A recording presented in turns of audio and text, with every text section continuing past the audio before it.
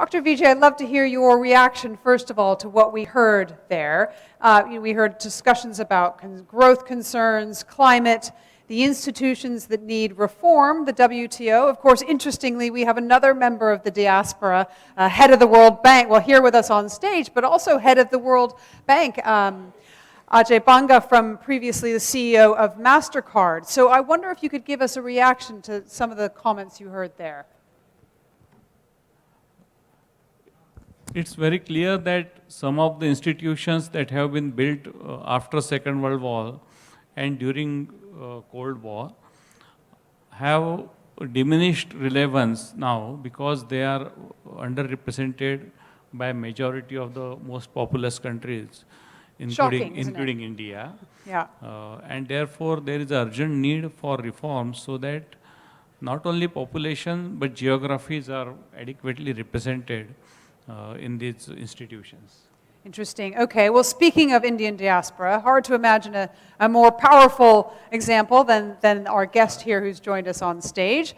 Karl Mehta, the chairman of the Quad Investment Network. First of all, tell us, what is the Quad Investment Network? Sure, thank you. So Quad mission or objective is to ensure Quad's leadership in critical and emerging technologies, and under the principle of a free and open Indo-Pacific. And it is critically important now than any time before, or actually more than important, it is an imperative, because there are countries that are establishing their technological dominance and undermining international rule of law, and that has ensured regional security and prosperity since World War II. Yeah. So it's really important for the large democracies to come together, like-minded countries, and establish a trusted corridor and trusted geography to maintain leadership and actually to create leadership in those critical and emerging technologies. Interesting, okay. So I'd love to hear, you offered an example the other day, Karl, about the reordering of geopolitics and globalization, creating an opportunity for India. Semiconductors, no doubt, one of those big opportunities. Lesson is broader as well. Give us a little more. Yeah. Well, we have identified about 10 critical and emerging technologies. Semiconductor is number one. I've just authored an op-ed that was published in International Business Times, giving statistics and data about how much choke point we have in semiconductors. Like 70% of the manufacturing is concentrated in a particular geography. Indian government has done extremely well by setting up an ISM, Indian Semiconductor Mission. There's a $10 billion government help, and there's a number of companies from the Indian corporates that are working towards it. But beyond semiconductor, there is a technological power race that's happening, that's undergoing. Let's talk about quantum computing and communications. The IT minister in the morning mentioned about quantum communications conference going on.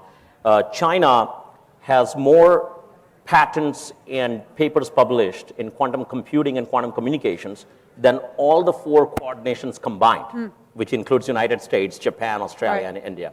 So that's quantum communication. Let's talk about clean energy and critical minerals. In pretty much every major critical minerals of the supply chain in batteries, whether it is lithium or nickel or cobalt or even magnets, we have a country that has a monopoly, pretty much monopoly, 100%. So we have a choke points. So that's another critical technology that we need to address pretty quickly.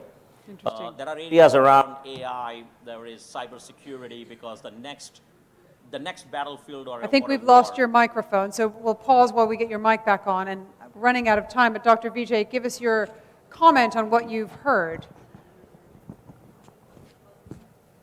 Well, what Karl has said, they are all very relevant issues, and the danger of not addressing them immediately are quite imminent. Too much monopolization has taken place, and we have ignored some of those areas for a long period of time. And no single country can overcome these challenges. And therefore, the Quad-like alliance, where it is not a security partnership, but it is there to address many more such issues, including the healthcare and vaccine, which India is taking lead. I guess this is the way forward. Okay, all right. In fact, we've run out of time here, so I'm going to thank you very much, Dr. Vijay, and to Karl.